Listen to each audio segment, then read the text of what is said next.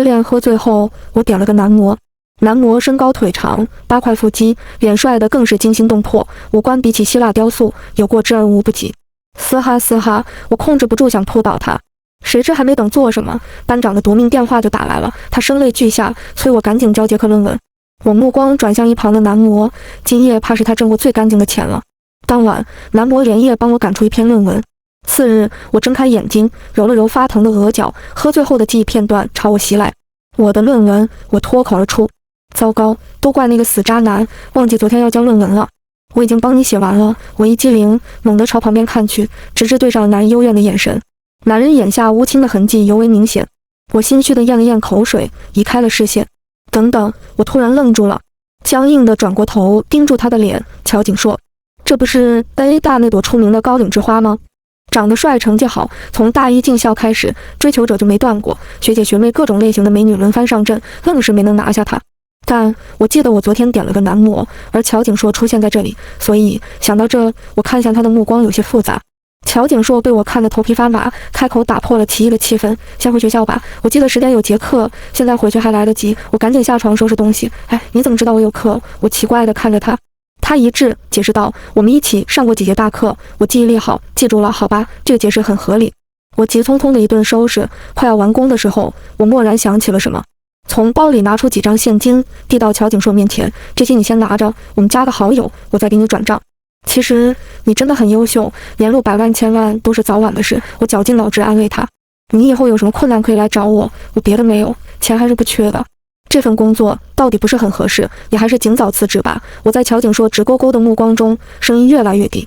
我怀疑是我太直接，伤到了他的自尊心，毕竟他不为人知的一面被我这个同学撞见，肯定会有些难堪。当然，我只是提出一个小小的建议。我连忙为自己辩解。乔景硕揉了揉太阳穴，声音听起来有些咬牙切齿，但还是向我展示出二维码，加好友可以，但是不许给我转账。我在心里叹了口气，这不是死要面子活受罪吗？我一边扫二维码，一边还是弱弱地提醒了一句：“好吧，但你以后有什么困难，记得来找我。”乔景硕动了动嘴唇，想要说些什么反驳，但随即不知道又想到了什么，眉宇间一松，回了句：“好。”我松了口气，还好不是头绝驴。我和乔景硕到教室时，已经有了不少人，后排几乎都被占满，几十双眼睛齐齐朝我们盯过来，看得我头皮都有些发麻。闺蜜朝我招了招手，忽略她八卦不正经的表情，我尴尬地对乔景硕笑笑，走了过去。快收起你猥琐的表情，告诉你没八卦，我们清清白白。我一坐下就开口打碎了他的幻想。何一挑眉，你看我信不信？我就没见过乔景硕跟哪个女生走这么近。关宁，你这次眼光可以啊！这话一出，我就知道他又要翻我黑历史了。许俊哲那个渣男，果真是我的人生污点，害我在小姐妹面前都抬不起头来。何一抬手恨铁不成钢地戳戳我脑袋，不过再帅你也不能恋爱脑。许俊哲一碗白粥把你迷得五迷三道，你早说你爱喝白粥，我搬你家天天给你熬白粥，我恨不得钻到桌子底下，怪我眼光不好。一个渣男前男友把我彻底钉在耻辱柱上。师傅别念了，徒儿错了。徒儿发誓，今后再恋爱老就让我天天喝白粥。许俊哲是我的初恋。高考后，爸妈为了防止我在家躺成废物，每天早上愣是把我拉起来晨跑。我和他就是那时候认识的。少年一身运动装扮，清秀俊俏，眉梢舒展，黑白分明的眼里都是星星点点的笑意，虎牙也随着他扬唇轻笑时显露，少年的活力扑面而来。他喊住了我，问可不可以加个联系方式。说这话时，他有些害羞，躲闪着不敢和我对上视线，连平复呼吸都不敢大声喘息，额头上还挂着几滴汗珠，刘海被微微浸湿，垂在眼睛旁边，显得有些可怜兮兮。我一下子被击中了心脏，迷迷糊糊地和他交换了联系方式。从那天起，原本痛苦的晨跑都有了浪漫的期待，而我也幸运的每次都能恰好偶遇他。我们关系转变是在半个多月后，我生理期一向不怎么准时，那天晨跑时毫无防备的就来了。所幸我们的位置离他家不远，等我洗完澡，他已经准备好了衣物和卫生巾。我整理好出来时，他正端着一碗白粥从厨房走出来。我看网上说红糖水不管用，就熬了点白粥。说这话时，他的耳朵有些泛红，小心翼翼地观察着我的表情，生怕自己做的不对。在听到我的夸奖后，小心翼翼又瞬间变成了高兴，眼里都闪着细碎的光，期待地示意我尝尝。那一刻，我的多巴胺迅速分泌。你喜欢我吗？做我男朋友好不好？他突然间愣住了，反应过来后慌忙答应，好像怕我收回一样。整个人像个快乐小狗，倘若他背后有尾巴，怕是尾巴都在翘起来疯狂摆动。我们就这样在一起了1年多，其实他对我真的很好，不然我也不会在分手后这么难过，以至于被何一骂恋爱脑。鬼知道许俊哲哪里出了毛病，突然就要分手，连个正经理由都没有。下课后，我拉着何怡就往食堂方向跑。笑话，干饭不积极，思想有问题。我们到食堂时人还不多，找到心心念念的窗口打了饭，有荤有素。我咬了一口盘中的鸡腿，真幸福啊！我满足地眯起了眼睛。尽管沉迷美食无法自拔，但来自旁边强烈的视线还是让我无法忽视。我抬起头朝旁边看去，对上了乔景硕那双看包子都深情的桃花眼。我怎么以前没发现乔景硕无处不在啊？我的视线率先移开，放到他面前的餐盘上，一份米饭，一份素菜。这放在我们学校也就5块钱左右。我沉默了，再次看向他，那双桃花眼中多了几分可怜。我可真该死啊！我终于反应过来，应该是我说有困难来找我的话起效了。我拍了拍旁边的座位，示意他坐过来。等我一块，我去给你打份饭，看你这1.8米多的身板，这些怎么够？我刚起身就被乔景硕抓住了手腕。不用，我吃这些就好，已经习惯了。他的声音不大，眼里的委屈却愈发明显。我被他看得燃起几分热血，更加觉得他可怜。还没等我再次开口，他突然指了指我盘子里的鸡腿。我不是很饿，只是很久没吃过这个了，可以让我尝尝吗？我直接拿起筷子，把一只没啃过的鸡腿夹到他盘子里。好，给你。对面的何一一脸无语，默默加快了吃饭的速度。我吃完了，你们慢慢吃，留下一句话就迅速遁走。以后我能和你一起吃饭吗？沉默许久，乔景硕开口问我。我当然可以，以后你可以随时来找我。何一对不起了，实在是乔景硕太惨了，以后再慢慢补偿你。我在心里默默赎罪。临走的时候，我朝乔景硕那边看了一眼，却蓦然瞄到他手机的浏览页面。不能窥探别人隐私，我快速收回目光，心里却想着刚才看到的绿茶手册。大概是我看错了，我摇摇头否认了自己。乔景硕怎么可能看这个？最近乔景硕经常来找我，每天早上雷打不动来送早餐。我本来想拒绝，毕竟他经济状况也不太好，但每次我表现出拒绝的想法，他都好像受了天大的委屈似的，也不说话，就静静地看着我，嘴唇紧抿，下一秒要哭出来一样。我立刻缴械投降，毕竟一朵向来清冷金贵的高岭之花，突然露出委委屈屈的表情，杀伤力可想而知。哟，今天怎么没出门？那小绿茶舍得不缠着你？宿舍里，何一从床帘里伸出头，对着我阴阳怪气。我摸摸鼻子，有些心虚，最近确实因为乔景硕冷落了他。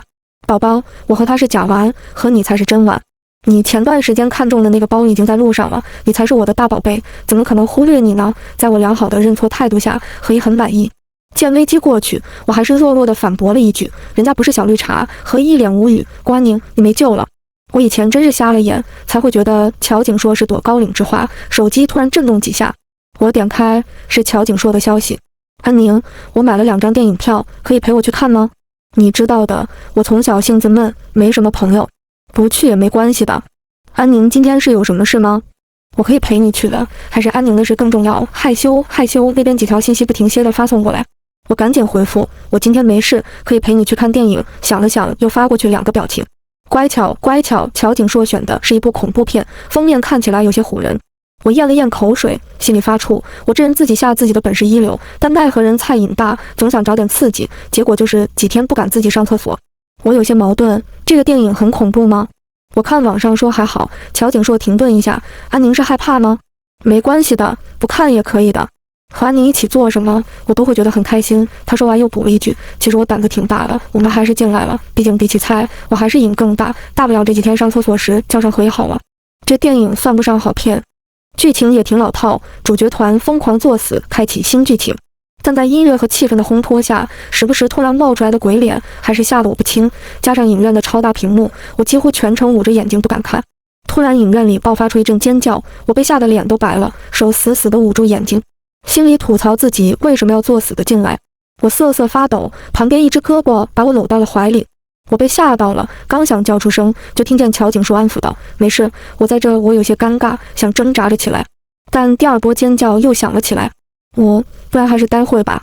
好了没？我趴在他怀里问，连声音都染上哭腔。还没有，现在屏幕上是女鬼的特写，女鬼开始动了，女鬼趴在主角背上了。乔景硕在我耳边播报，我想象力十足地勾勒出具体画面。够了，别说了，我赶紧打断了他。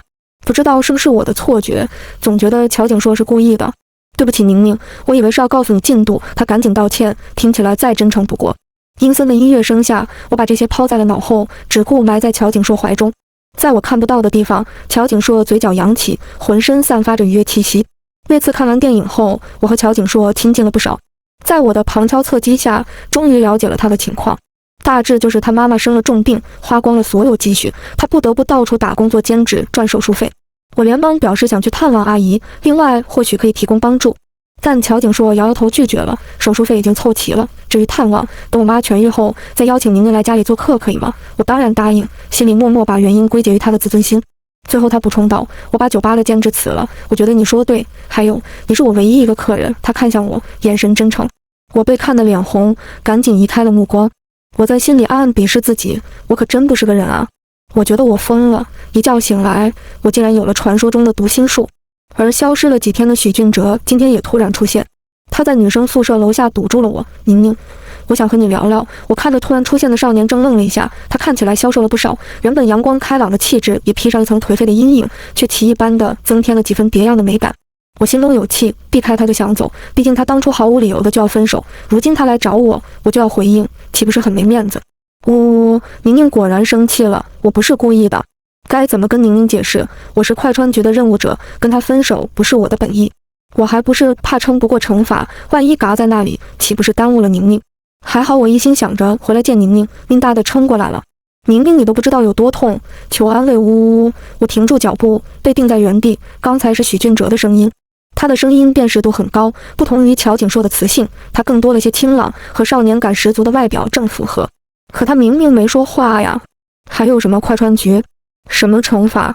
我一头雾水之际，他已经走到了我面前。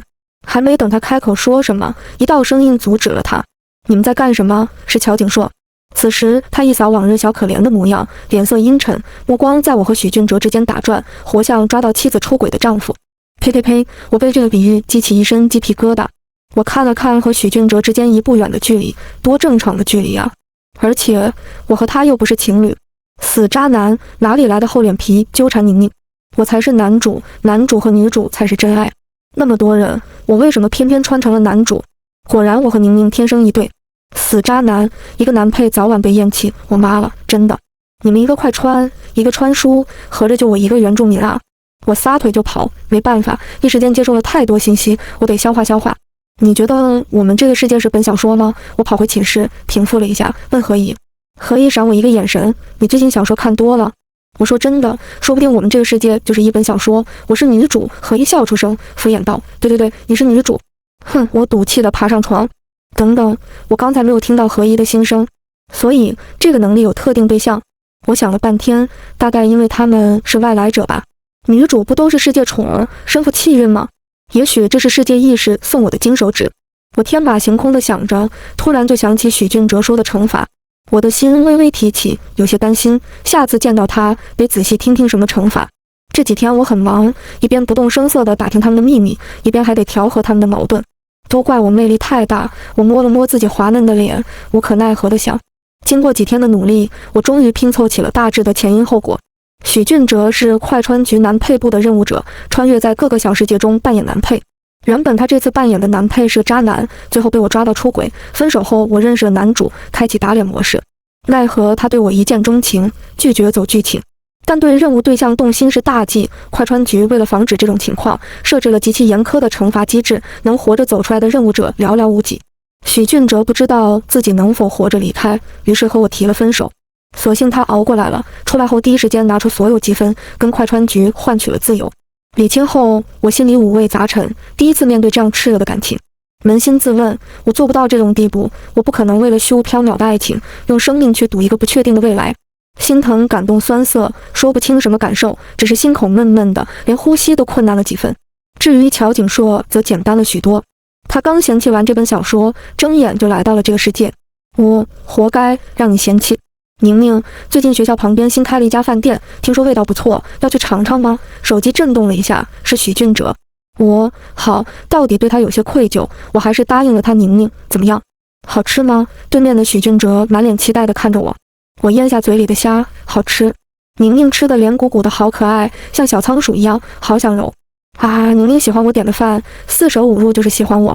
过不了多久，宁宁就要答应我复合了，我可真厉害，哈哈。乔景说那个死绿茶才不是我的对手。可嗨，我被水呛住。宁宁没事吧？许俊哲赶紧拍拍我的后背。我摇头，总觉得乔景硕和死绿茶放弃很违和，但这几天我也看明白了，他还真是个黑芝麻汤圆，亏我以为他是朵小白花。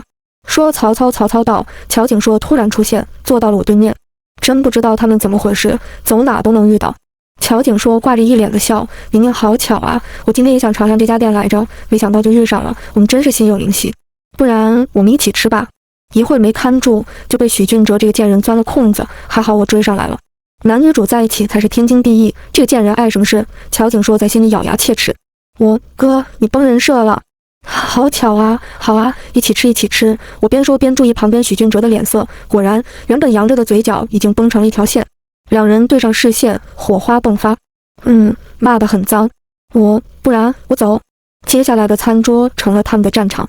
宁宁，尝尝这个虾，这是他们家的招牌。许俊哲把一只包好的虾放进我碗里，还不忘向乔景硕示威。乔景硕不甘示弱，宁宁，尝尝这个排骨。没一会，我碗里就堆起了小山。好了，我够了，都自己吃自己的，我赶紧拒绝。一顿饭终于有惊无险的吃完了，没想到谁送我又成了问题。许俊哲，宁宁，我送你回去。说着，伸手拿起我的包。乔景说，宁宁，我送你回去吧，刚好我要去实验室，比许同学顺路，其实我们可以一起走的。微笑。不过很快我就笑不出来了，争吵加上他们的心声，一时间我耳朵都要炸开了。我无奈道，够了，我自己回去，都不许送。被拒绝后，他们安静下来。我从许俊哲手里拿过包就要走。乔景说，宁宁，你在我心里是最优秀的女孩子，怎么会有人舍得和你分手啊？许俊哲，点谁呢？死绿茶。时间就这样一天天过去，转眼寒假到了，这下他们该消停点了吧？快起来收拾，今天中午要和你乔叔叔一家吃顿饭，难得聚一起。一大早我妈就敲门催我起床，我顶着鸡窝头打开门，知道了，已经起了。我妈，看你这邋遢的样子，快收拾。今天你乔叔叔的儿子也在，都是同龄人，认识。我无语凝噎，我还是被我妈按着打扮了一通，这么隆重，不知道还以为是相亲。我心里吐槽，没想到打开包厢门就看见了乔景硕。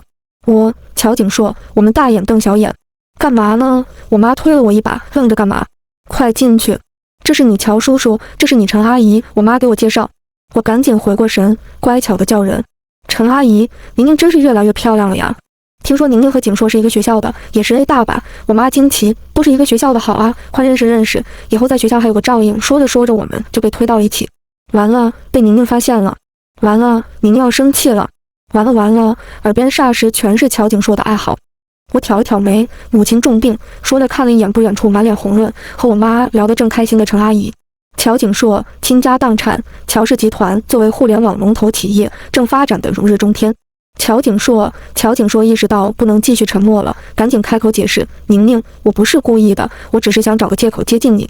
那天在酒吧，我是怕你出事，就一直跟着你。后来听见你要点男模，我有些吃醋，加上那个酒吧是我名下的，所以我超能力是吧？没想到我想接济的人比我更有钱。死亡微笑。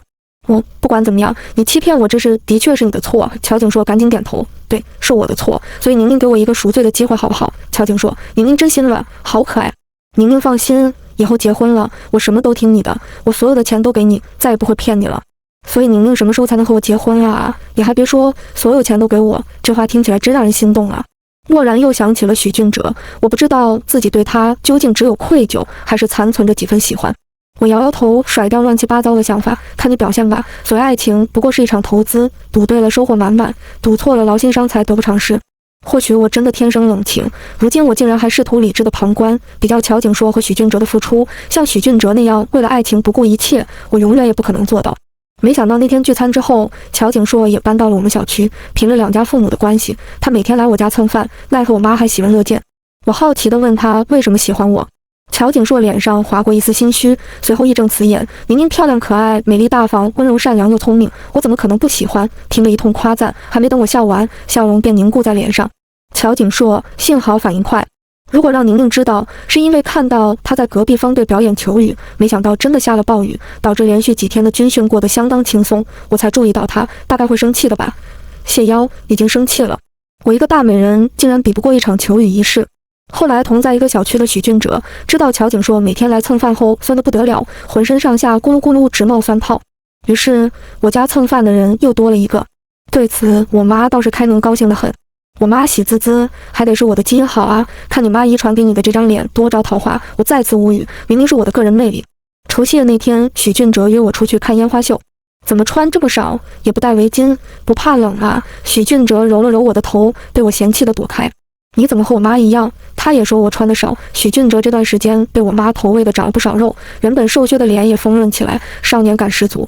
他笑了，露出了虎牙，边给我戴上围巾，边偷偷揉了一把我的头发。他说：“我想当的可不是你妈妈。走吧，一起去看烟花秀。”街上的情侣很多，他们手牵着手，脸上洋溢着幸福的笑容。手突然被牵住，我转头看向许俊哲，他并不看我，直直目视着前方，只是通红的耳朵暴露了他的紧张。许俊哲，人多，怕走散了，我心里偷笑，拽着衣服也行。还没等许俊哲反驳，我们牵着的手已经被人大力分开。是乔景硕，他就这样大剌剌地挡在了我和许俊哲中间。乔景说：“都是朋友，怎么还区别相待？你们看烟花，我也看，一起吧。”说着还幽怨地盯着我，每次都抛下我，眼里的委屈几乎要溢出来。我心虚地躲避他控诉的眼神，反思了一下，好像是真的。我更心虚了，下次一定改。乔景硕心里咬牙切齿，贱人，每次都来勾引宁宁，而许俊哲面上不咸，心里却也是不甘示弱。死绿茶阴魂不散，等宁宁原谅我，你别想再这么猖狂。我轻叹一声，不然你俩一起看算了，总觉得我多余了。看烟花秀开始了，我赶紧趁机转移他们的注意力。一声声响之后，天空忽然开出一朵烟花，接着就是百花齐放，刹那间黑夜被绚烂点亮。我赶紧闭眼许愿，戏女不求姻缘，只求暴富。睁开眼，却发现两人都在看着我。乔景硕突然凑近了我，绚烂的烟花下，他那双桃花眼熠熠生辉。而此时，我在里面清晰地看到了我的倒影。一时间，我心跳如雷。许俊哲很快将他拉开，二人在后面吵嚷，我却听不进一句。人流慢慢消失，他们把我送到楼下。乔景硕临走时留下一句话：“郭安宁，你心动了。”我沉默了。我不得不承认，我和他对视的那几秒里，我心乱得厉害。看着他们离去的背影，我发觉真的该做出选择了。读心术消失了，但好在对我并没有什么影响。接下来的日子里，两人照旧来我家蹭饭，脸皮越来越厚，简直把阿姨真漂亮、阿姨真年轻、阿姨做饭真好吃挂在嘴边。我妈做什么，他们都能夸几句，把我妈哄得心花怒放。倒是我爸，看他俩哪不顺眼，但有我妈在，我爸毫无办法。许俊哲从那天之后再也没和我独处过，每次我提出想和他谈谈，他总是受伤地看着我，随后在我开口之前离开。我可真该死啊！情人节要到了，我收到了2个邀请，来自许俊哲和乔景硕。看着许俊哲发来的信息，再给我一次机会好不好？我叹了口气，我舍不得伤害他，但感情的事确实不能勉强，哪怕我对他再愧疚。我斟酌着发送，对不起，对面没有回。乔景硕表白了。他单膝跪在地上，胸前是一大捧紫罗兰。我知道紫罗兰的花语象征着永恒的爱。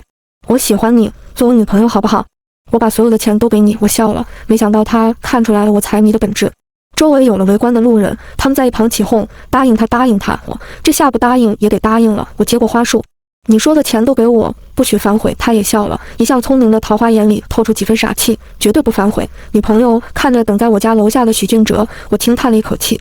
我把花束递给乔景硕，让他先离开。他有些不情愿，防备地看着许俊哲。我安抚地捏了捏他的手。你已经答应我的表白了，不许撤回。又看向脸色阴沉的许俊哲，你不会抢别人的女朋友吧？抢别人女朋友的男人可不是好东西。最后又看着我叮嘱了一番，才一步三回头地离开了。我走到许俊哲面前，看着他的眼睛，认真地道了歉。对不起。许俊哲声音有些颤抖。你为什么喜欢他？我沉吟片刻。我和他在一起真的很开心。许俊哲好像不服气的想要反驳，张了张嘴却没能说出什么，最后只说了一句好，转身离开。他一走，乔景硕便从身后的阴影处走了出来，眼神有些幽怨，阴阳怪气。郭安宁，你魅力可真大，但以后只能有我一个男朋友。我挺直腰板，要是追我的人可多了，你对我不好，我可是要去找别人的。乔景硕抬手碰了碰我的脸，声音委屈，我会对你好的，不许去找别人。我妈还是发现我谈了恋爱，她有些遗憾，我还以为你会2个都要呢。原来渣也是会遗传的。后来何一也知道了。他表情绝望，完了，那个小绿茶没和你在一起时就粘人，这在一起了还得了，哪还有我的地位？我底气不足，哪有？你在我心里才是最重要的。何一满脸写着我不信。手机震动了几下，我打开，宝宝，我和男朋友去吃饭了，有没有要帮忙带的？我看着何一，满脸堆笑。何一嫌弃地看我一眼，大手一挥，没有，快走吧。随后只能抱着刚收到的新款包包暗自神伤。我番外系统警告警告，宿主对任务对象好感过高。许俊哲，对，我喜欢上他了。系统不理解，宿主经历了这么多小世界，概率上不会轻易产生情感波动。许俊哲轻笑，人类的感情是最复杂的东西，再严密的计算也无法准确的预料。系统仍然不理解，你明知道快川局的惩罚严苛，为什么还会对任务对象动心？许俊哲无奈，人类的感情就是这样没有道理，就算我知道后果，也无法控制。系统，那你为什么要和任务对象分手？许俊哲摇摇头，我怕我撑不过来。许俊哲接受了快川局的惩罚，他看向上位的局长，如果我能活着出来，我愿意用所有的积分换取我的自由。局长最终还是不忍，好，他撑过来了，出来时脸色苍白，好像下一刻就要晕过去。系统，恭喜你自由了，我送了你一份惊喜，祝你得偿所愿。他原本机械的声音此时仿佛多了一分温情。许俊哲疑惑，什么惊喜？系统，等你回去就知道了。他从积分商城为关宁兑换了读心术。他最近恶补了人类世界的言情小说，发现男女主之间总是会因为各种理由产生误会而分开。希望读心术能帮助宿主。系统心想，至于对乔景硕也有用。系统深藏功与名，就当买一送一了。许俊哲，我真的谢谢你啊。许俊哲从来都知道宫安宁花心，开始他因为轻易吸引了他而沾沾自喜，后来发现他可以，别人也可以。事实证明，他猜对了。当他重回这个世界，却看到宫安宁身旁出现了另一个男人，而安宁也会对他联系，会被他装可怜的手段骗过。许俊哲咬牙切齿，他就是个死绿茶，不守难得。于是他迫不及待出现在了他面前，哪怕心里害怕宁宁生气，但惊讶的是，宁宁什么都没问，也没有生气的迹象。然而还是晚了，他喜欢上那个男人，那个处处装可怜的男人，他彻底出局了。所幸那个男人对他很好，这样也好，他还可以默默看着他，分享他的喜怒哀乐，直到生命终结。